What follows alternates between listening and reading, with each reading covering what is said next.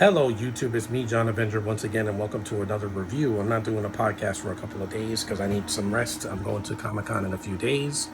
But before I do that, I want to review the 2026 Marvel show on Amazon Prime, not Disney Plus. It's only on Amazon Prime. Spider-noir. Yeah, this is one of the most awesome shows I've seen this year. I think it's better than Wonder Man in every way. It's got a lot going for it.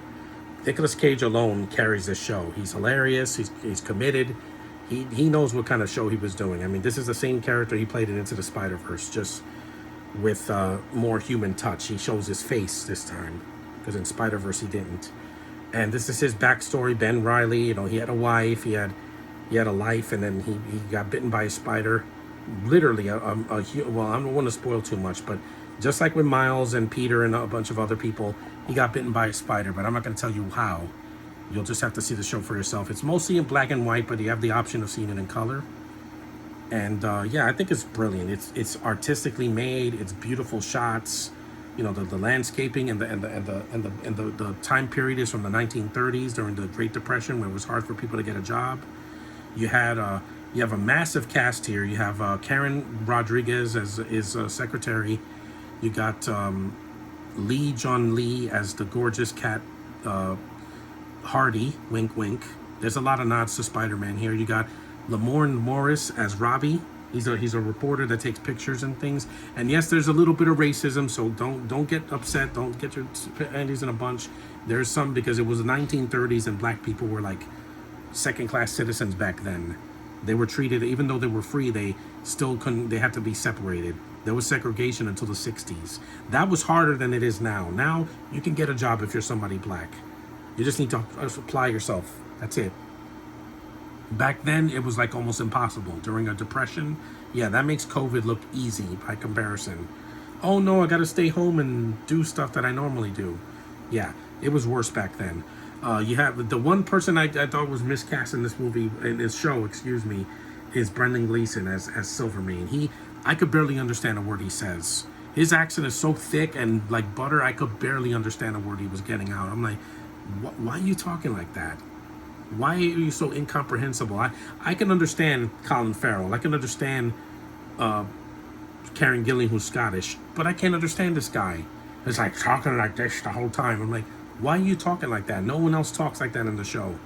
You got Jack Houston as Sandman. You have this guy as I forgot his name, from this fat guy that plays Electro in this time period, because the villains are different than the Spidey villains we got recently.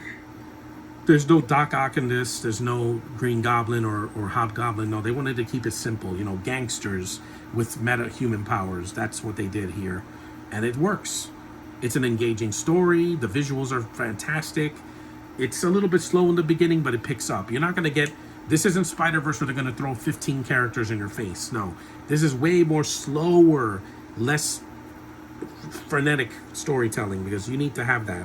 When you're doing a crime noir, you can't do it throwing things in your face every 2 seconds. No, you already had K-pop Demon Hunter last year. You have to learn how to tell stories without throwing so much in our faces.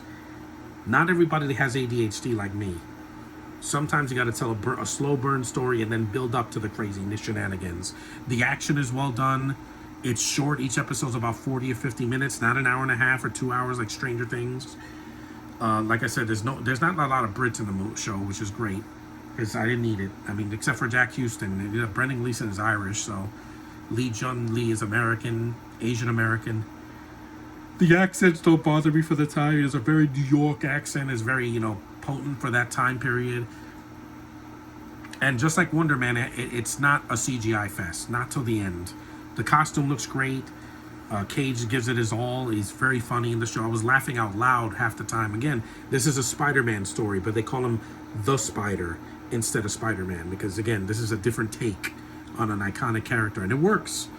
It's not forced diversity, it works. And it has its flaws, but it's a show that I recommend watching in color or in black and white at least once, all the way through. There's 8 episodes, so it's not going to take you a month to finish it. And it's worth your time. So anyway, that's my take on Spider-Noir, which I think is an excellent show. It's one of the best shows. It's not perfect. Like I said, some pacing issues, and Brendan Gleeson's accent just takes me out of it. But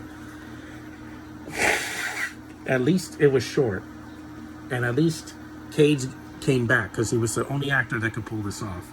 I don't think another actor could have filled off the Spider-noir like he could, because he is a gem, let's face it. Anyway, thanks for watching, and I'll see you guys in a couple of days after Brooklyn Comic Con. So see Spider-noir if you can. Yeah. See ya.